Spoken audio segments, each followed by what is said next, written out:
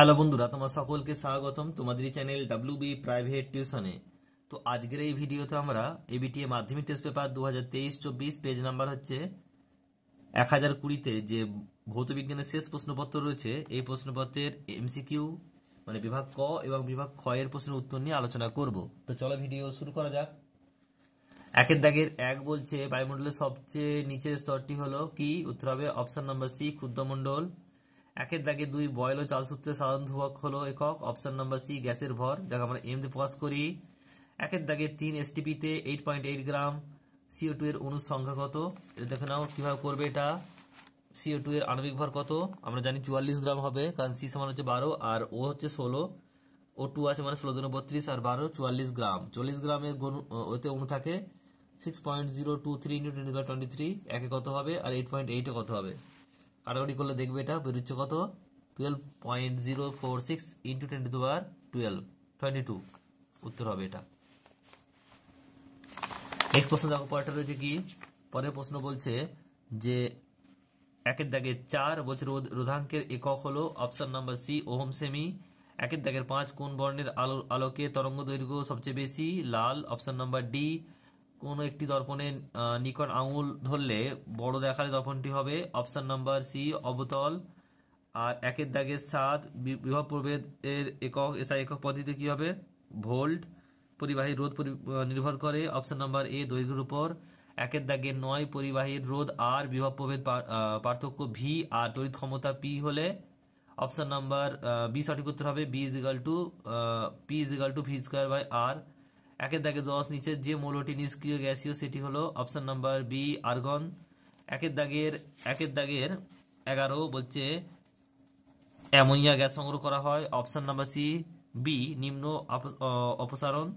আর একের দাগের 12, নিচের কোন যৌগটি তড়িৎ পরিবহনের জলীয় তড়িৎ দ্রবণ তড়িৎ বিশ্লেষ্য অবিশ্লেষ্য?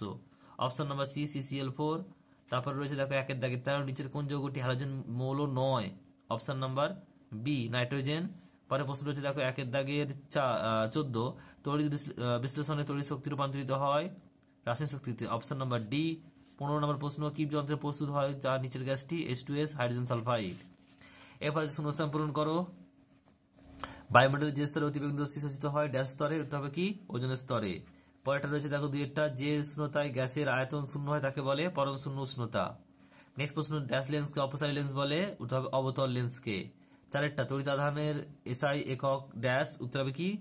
কুলম্ব। তারপরে প্রশ্ন বলছে ফিউজ তার ড্যাশ সময় থাকে? উত্তর হবে শ্রেণী সমবায় থাকে।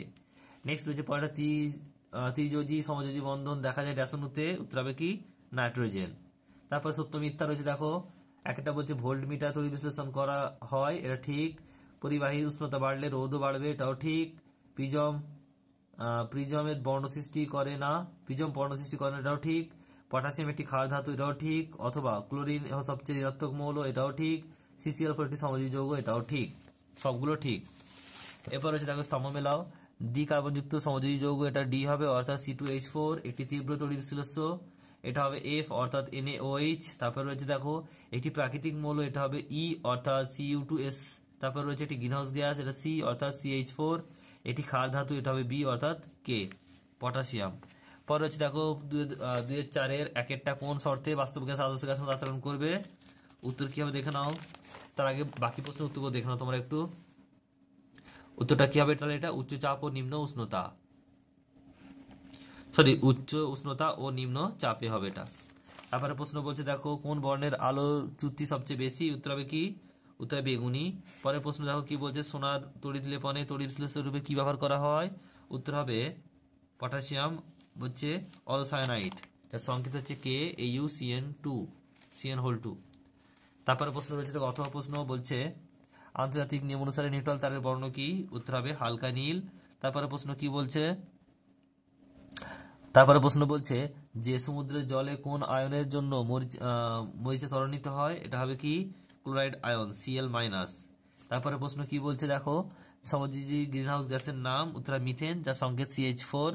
পরে প্রশ্ন, জলে তড়িৎ বিশ্লেষক ক্যাথোডে কোন গ্যাস উৎপন্ন হয়? Hydrogen, H2। তারপরে প্রশ্ন বলছে দেখো যে NaCl এর আয়ন দুটি কি কি?